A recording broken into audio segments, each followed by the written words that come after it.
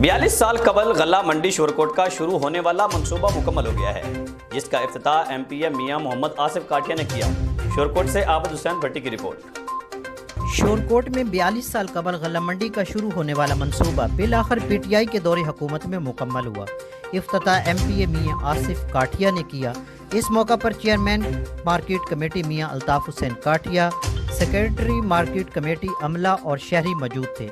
मियां Altaf Hussain chairman ने कहा, गल्ला मंडी का तकरीबन कुल 8 एकड़ रकबा है।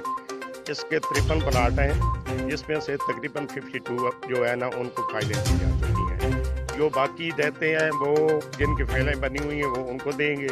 मजीद उन्होंने कहा कि 1983 में जिन लोगों ने रकम जमा करवाई थी उन्हें आज प्लाट्स और दुकानों की फाइलें दे दी गई हैं। जो प्लाट्स बाकी हैं इनकी मेरिट पर कुरानंदाजी कराई जाएगी और इसको मिसाली गल्ला मंडी बनाया जाएगा।